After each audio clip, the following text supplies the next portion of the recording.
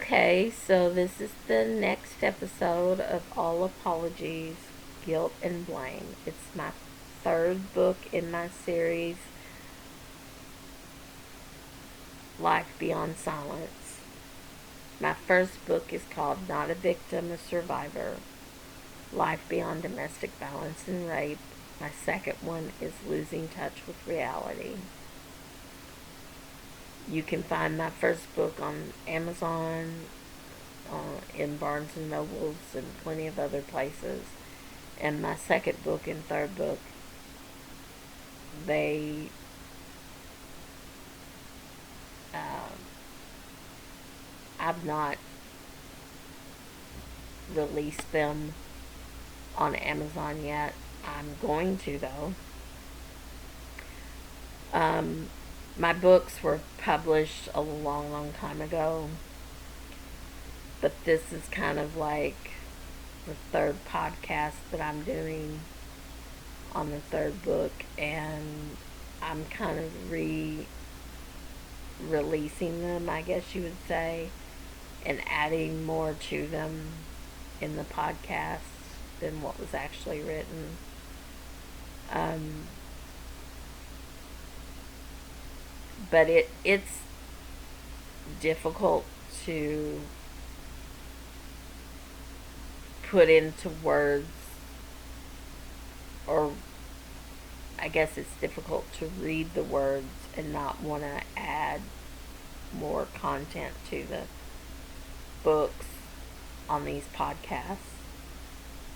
And I'm hoping that by releasing them in podcast form, that listeners can ask me questions or make comments, and I can have more contact with the listeners than I could when the books were actually published. But anyway, in the last episode, I was discussing Walker and me and how abusive he was, and that my second daughter had already been born, and it was, or it is, difficult to leave an abusive relationship. You're scared to death to do so. But luckily for me, I guess you could say luckily, our domestic violence relationship came to a head one day when my stepdaughter called and said that her dad was really drunk and that I needed to come home. And at the time, I was working as an EMT with a hospital. I was at the hospital, and I left work and drove as fast as I could home, only to find him in the back bedroom with my mother-in-law and a shitload of guns. There were guns everywhere. And there were so many guns I had never even seen before. I knew he had guns, but I had only seen maybe a couple in the house, in his closet, safely locked up, basically. And there was so many that I hadn't even seen. And they were spread out on the bed. He was drunk, belligerent, out of his mind, probably strung out on prescription medication and painkillers, really.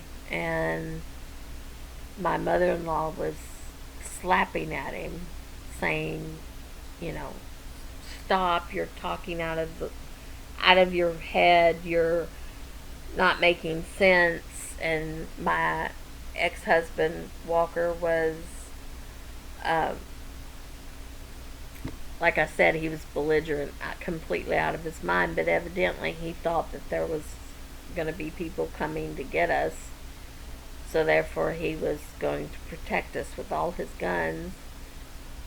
And he started waving the gun around, which you can hear all this and read it in my first book, hear it in my podcast from my first book or my second. But he was waving his guns around, or one particular with, I think, a 30-06. But he was waving this gun around, and he was telling me that he was going to end up killing us if we didn't stop trying to take his guns away, that people were coming, and he was just fucked up, just purely fucked up. And my mother-in-law kept slapping at him, and I told her, which I somehow had gotten to the phone and called 911 and told the police that he had guns and they needed to come. And my mother-in-law was still combative with him, and I told her to get out of the room. And she was standing to my right, and I was across from him on the other side of the bed. And I remember he leaned over a little bit and got real close to me with the gun, not himself. But I remember I just felt like, put your hand out. So I grabbed the barrel of the gun right at the same time that it went off. And it went searing past me up into the roof of the apartment that we lived in, which it was only a one-story apartment. So it went through the roof and, wasn't going into somebody else's apartment, is what I'm trying to say. Anyway, I remember feeling the barrel, feeling the gunshot. I remember thinking, thank God that I had reached out and pointed it up, or he would have shot my head off. Pure and simple. Because he was pointing it at me. But I don't, like I said, I loved Walker, and I know Walker loved me. But I don't think he even knew me at that moment. He acknowledged me, but I just think he was so out of his head thinking people were coming that he just didn't know what he was doing. And I'm not trying to make excuses for an abuser, but I'm trying to say he was that messed up.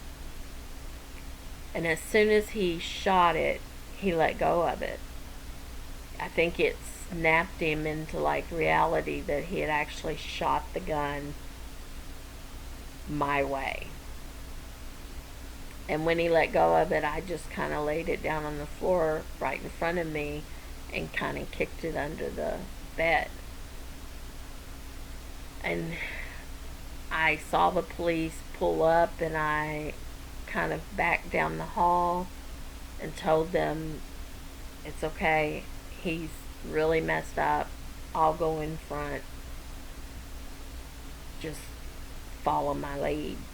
And I went back into the room and I said, the police are here, Walker, they've come. And he goes, thank goodness, or thank God. He's like, now that they're here, I'll have some help or whatever. And he just calmed down, just immediately calmed down. And my mother-in-law actually left the room the minute he shot the gun. She's like, get the fuck out of here, and she left. But I couldn't get her to leave at all until he shot at me, and then she left. And the kids were all, when I had first walked in, they were all in the living room, but I had sent them outside, and the next thing I know, she was taking them home with her. And the police at that time, this is like back in, oh, it would have been 85. And the police literally took the guns and left him there with me. They're like, well, we're taking the guns with us. And I was like, what about him? And they're like, well, we're leaving him with you. And I'm like, oh, okay. And in my head, I was thinking, he just tried to kill me. He's fucked up as shit, and he doesn't really need a gun to kill me. And if he drinks anymore or does any more drugs, he could kill me. But, okay. And so they left, and I sucked it up, and there I was. Now, if you ask me exactly what all happened from there, I don't remember. I think just the impact of the gun going off made me a little bit in shock, maybe. I remember most of the time when he was really fucked up, I would hide from him, like under one of my kids' beds. They weren't there. Usually I would have them go to my mom's or sitter's, or they would be gone, but I would hide under their bed. And luckily he never looked under their beds. But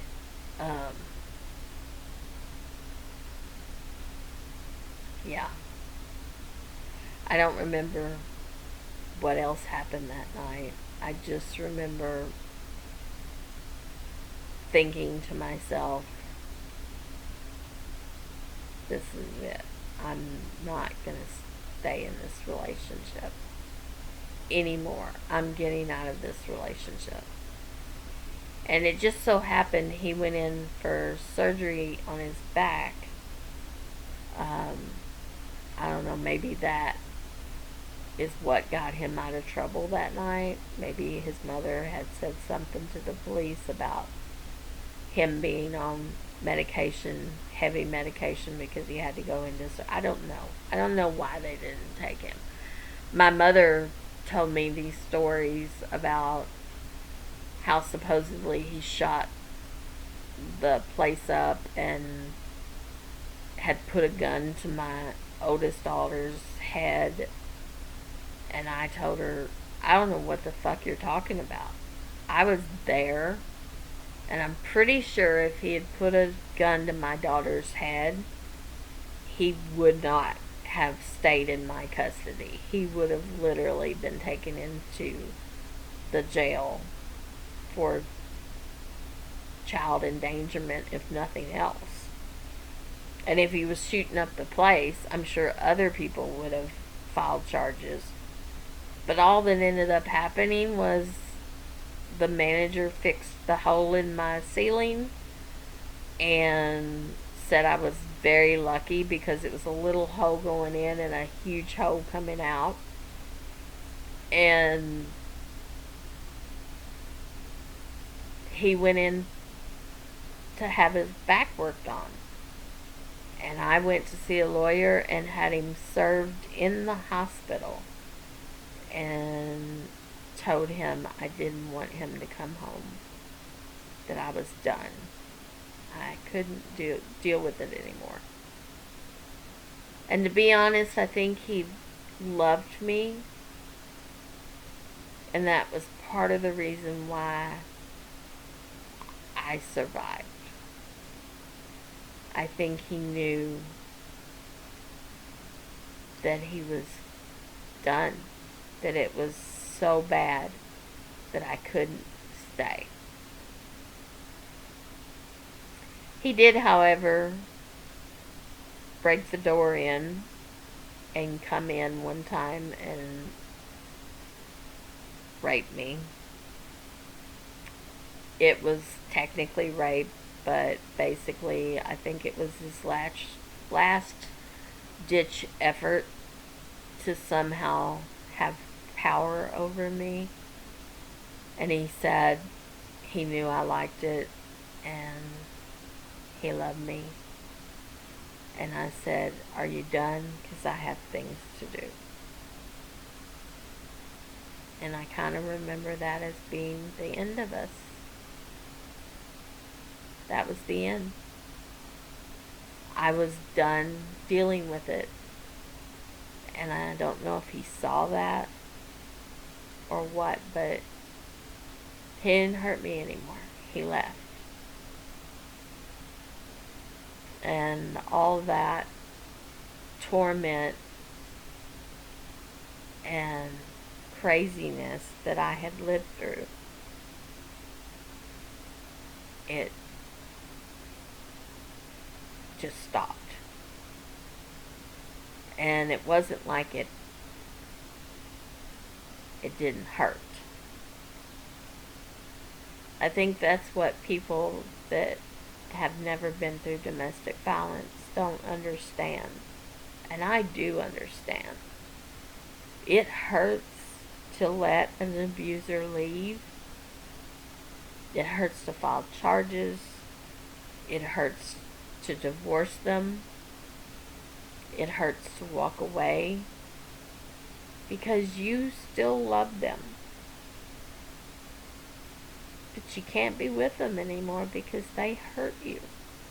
They physically and emotionally break you. And I was broken. Literally broken.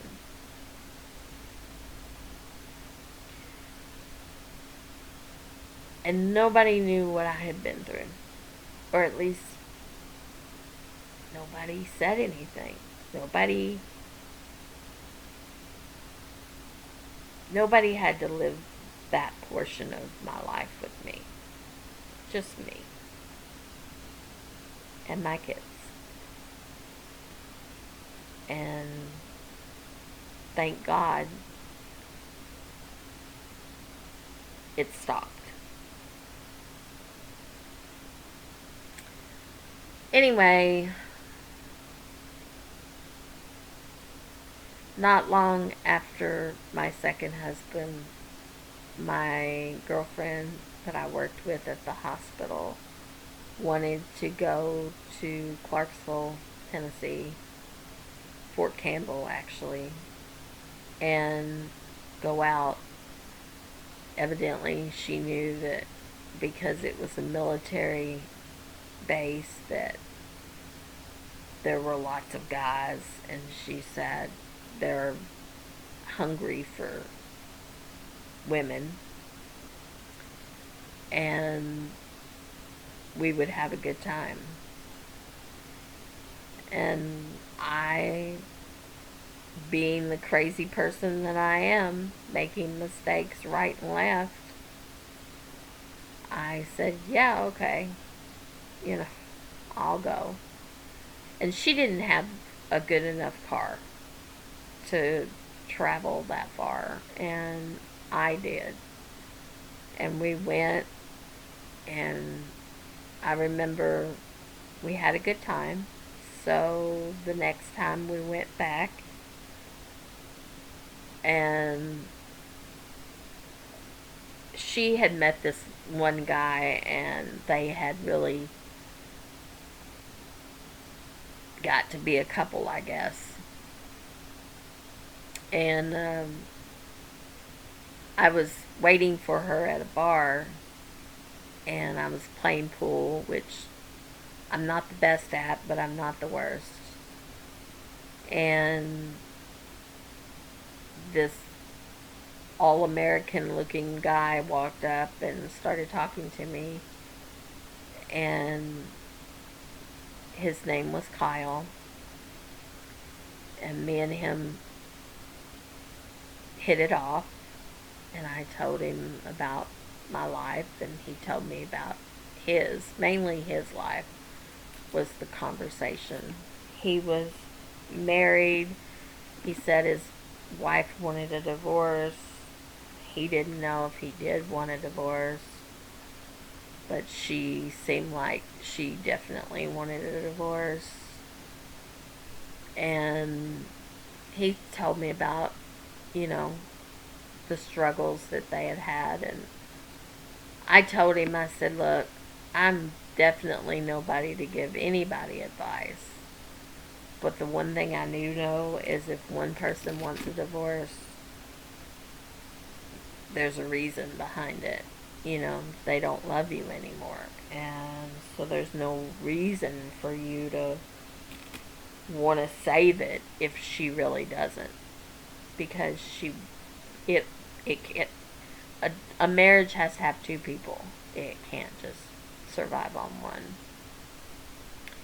And I guess I gave him good advice. I told him to think it over, talk to her, whatever. And here's my number in case it doesn't work out. You can call me. And I ended up leaving. And long story short, he ended up calling. And we struck it off. We had a good time together. Everything was going good. I was going to be in nursing school, RN school, and he was in the military, and he was willing to drive to stay the weekends with me. And he knew that I had two little girls, and we had a good time. We went out. His friend met my friend. There was lots of things that we had seemingly in common. And I knew a little bit about the military, not much, but enough, I guess. But out of nowhere, we got together in July, and it was like, I want to say September, maybe August, when he said that he was going to be going to Germany for 2 years. And I said, what? I mean, I thought there was something here. And he was like, well, that's, he'd been waiting on that orders, but they finally were coming, and that he would be leaving, and if he got married, then I could go with him, but we would have to stay 4 years. And I was like, what the hell? You know, I meet a great guy, we're having a good relationship, and now this is thrown at me. And of course, you know me, if there's a fucking way to fuck up my life, I'm probably going to do it. So instead of doing what I should have done, which is stay and go to nursing school, and, you know, who knows, a lot of my friends have become nurse practitioners. I could have stayed on that track too. But I thought, and he did tell me that I could continue my studies in Germany, which is not technically true. It doesn't work out that way necessarily. But I know he didn't mean to tell me something that wasn't true. But I got married to him, and then found out that I was pregnant with my third daughter, his daughter. And I told him over the phone my orders weren't in yet, and I said, I'm pregnant and you're going to be a dad. Next thing I know, my orders come in. He flies back to help me get everything into military storage where they take your stuff away and you don't see it till you come back from Germany. And I took a little bit with me, and we went to the airport, got on a plane with my 2 little girls and me pregnant, and we flew to Germany. And this is my 3rd husband. And at the time I was only 26. But yeah, like, my life has been literally one thing after another. Like, I was young, did all this stupid shit, got married to my first husband at the age of 18, literally turned around, got into a domestic violence situation that ended in 1985, turned around, got into this relationship in 86, and there I am, flying to Germany, pregnant with my 2 little girls, leaving behind everything, my whole life. Would things have been different? Absolutely. If I had made different choices in life, absolutely. But would I have had my 3 daughters? No, you can't go back, and you can't change even mistakes. Because if you change a mistake, your life plays out differently. Now, many people could say, yes, it does play out differently, and you may not have had your 3rd daughter, or you may not have had your 2nd daughter, or you may not have had your 1st daughter if you had have done things differently. But you wouldn't have known that. You wouldn't have known them anyway. That's true if you look at it from the perspective of if you could have changed things. But you can't go back and change them, because if you went back to change them, you would have known them. And there's no way I would give up any of my children. I loved every one of my children with all of my heart, and still do. Everyone. But there's been a lot play out in my life. A lot. And I take full blame for every mistake I made along the way. And I have struggled with that guilt. I continue to struggle with that guilt. But there's only so much that you can do. And over the years, I've made peace with what I did and why I did it and how it happened. And I can honestly say, yeah, I made a lot of mistakes. Abso-fucking-lutely, I did.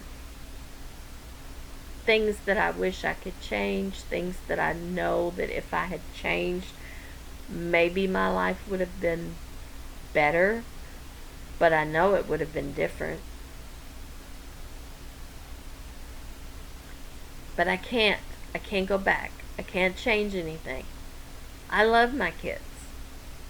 All of them. And I survived. I'm a survivor. Every time I made a mistake, every time I turned left when people told me to turn right, every single fucking thing that I did in life, no matter what I did, no matter how bad it was, I've survived. I'm still here. I'm still here. And trust me, sometimes I wish I wasn't. I'm getting older now.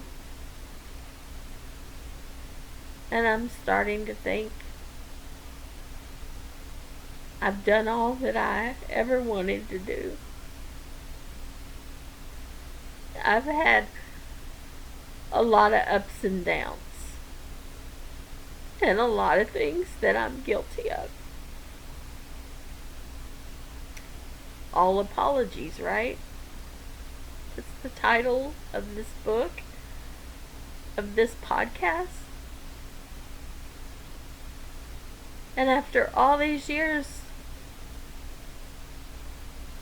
I kind of see the ending. I see the end of the tunnel. And I kind of don't want to be here anymore. I just feel like there's no point. Like I did everything.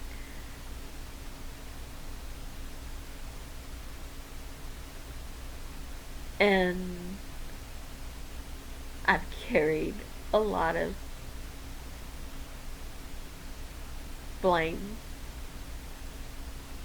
long enough. And in a way, I'm just tired.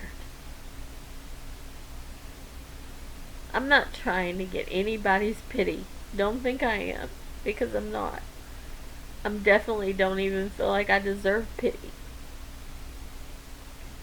I just feel like I'm done. I'm tired.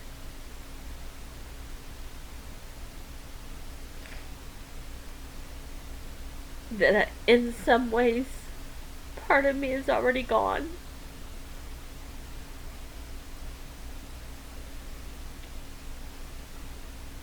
Anyway, getting back to the episode, I went to Germany and I had or have so many memories. I wouldn't change that for anything because I loved Germany. I mean, it's been reunited now and things are a lot different than they were then. Now, the reunification of Germany was great for the German people. I was there. I was there when the wall came down. But the years prior to the wall coming down, when we got there and I met my girlfriend and she's German and we had a lot of good years. And I had a lot of fun. And it was great living in Germany. We were in Hanau, which is not far from Frankfurt. At the time, of course, it was West Germany. And now, with the reunification, Germany's back as one country. And I'm very happy for them. I remember when the wall came down, and I remember thinking at that moment, with a house full of military men, that I was witnessing history, and that Americans wouldn't be needed in Germany anymore because they had been reunified with East Germany, and that, I don't know, I guess I thought that being there was necessary no more, I guess. Anyway, and I did predict kind of at that moment that the military would be changing things, and they did. Anyway, getting back to Germany and my third husband. When we first got there and I met my girlfriend, there were a lot of fun times. And me and him, even to this day, are still friends. Kyle and me. We're friendly. I wouldn't say we're like close or anything. I would just say we're very friendly still. But he was really good about the fact that we grew apart. I have spoke about it in both of the other books, but we just grew apart.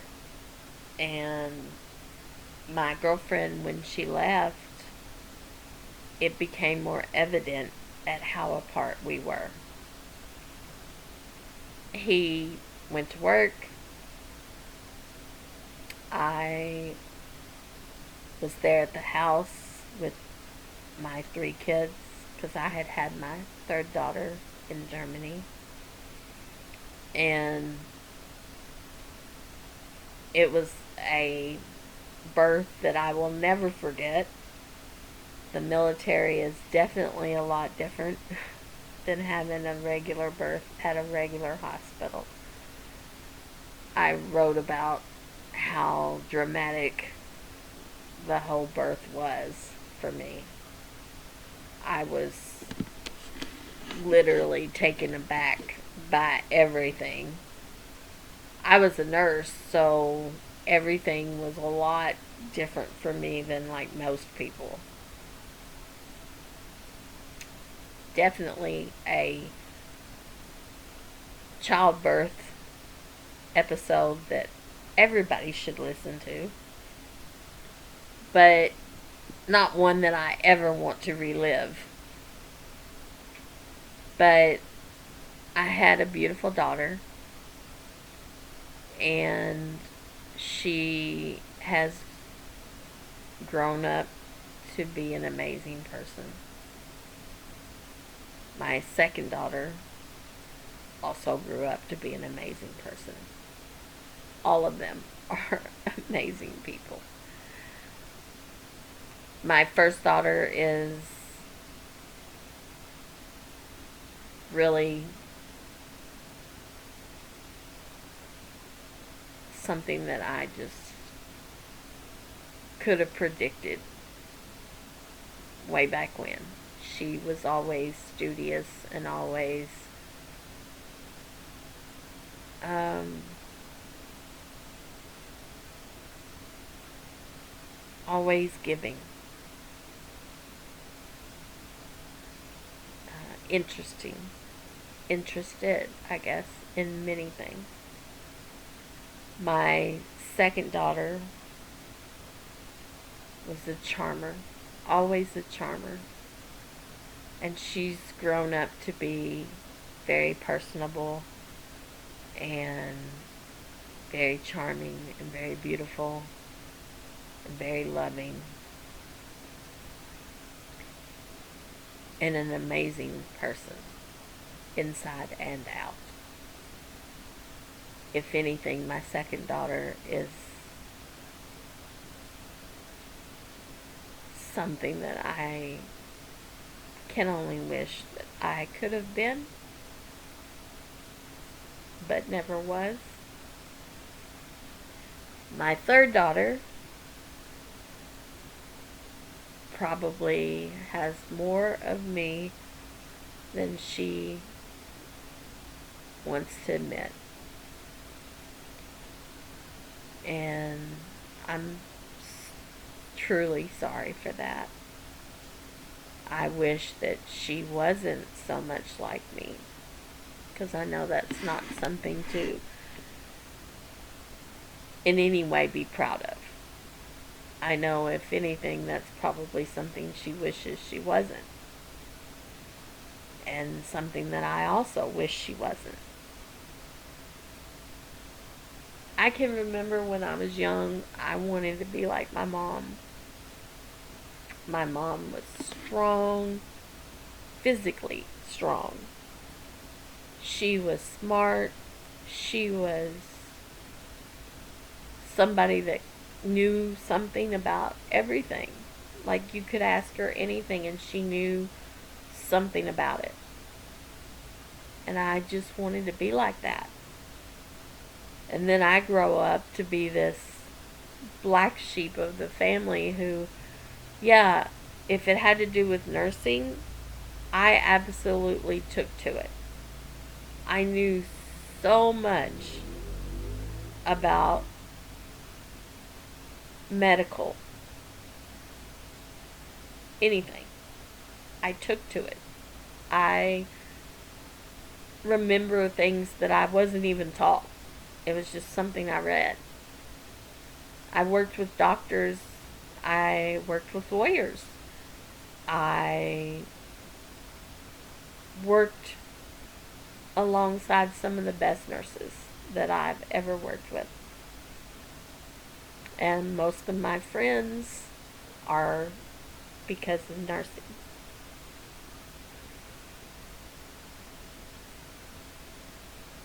But I was never personable. Maybe once upon a time people thought I was. But I always had a very, I don't know, I'm just one of these people that I too, like my mother, have gotten bitter through the years. Now, mind you, I just said that I wanted to be like her when I was young. But after knowing her all these years, I came to the realization that I definitely didn't want to be my mother. She had a manipulation side that I just didn't see until it was too late. And now, after all these years, I literally can stand up for myself. And if she gives me shit, I just tell her, I don't give a shit what you say. I have nothing else for you to take. I have nothing else for you to say anything about.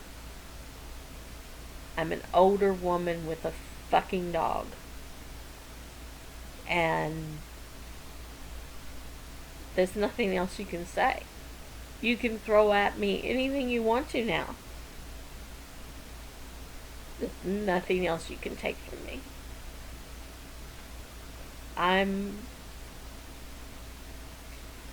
very much like you. Bitter, old, discarded. We're a lot alike, Mom.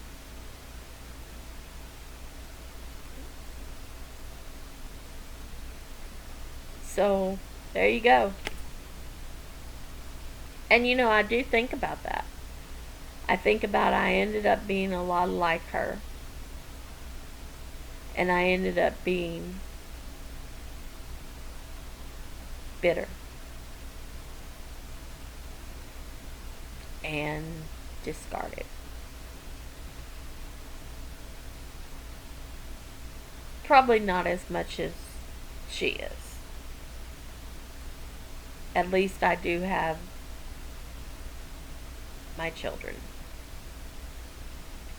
Not all of them, maybe, but I do have relationships with my children. And over the years, my mother has. She's maintained a relationship with me and my sister. But I don't know if you would call it loving.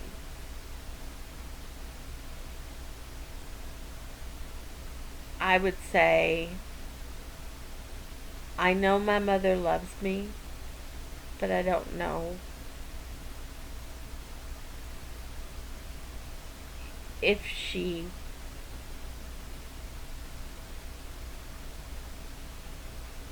is truly a loving person. Because I've seen her be bitter. And I've heard what she has said about me. I've seen it. I've heard it. I've felt it. And I still stay in contact with her, even though my therapist said, if your family hurts you, you're old enough and wise enough to just let it go. You don't need them. No, I know that. But I do love them. My mom and my dad. And I do feel like it's the right thing to do to stay in touch with them because they are my family. And I do love them. No matter what. No matter what happened in the past, I love them. No matter what I know about how she's manipulated my oldest, I still love her enough to call her and talk to her, and she's my mother.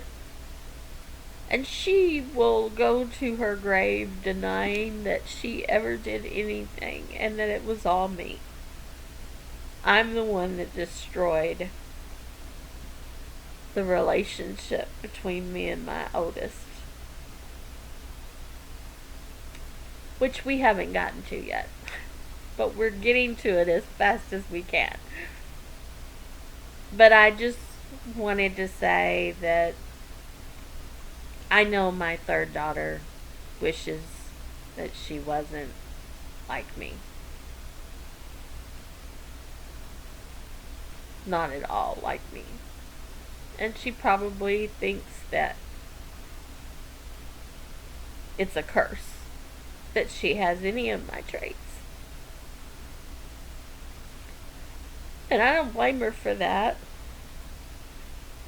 I wasn't the best mom. And I know that. Which we'll get into in the next episode. But I'm going to end this one because I get a little long. Thank you for listening.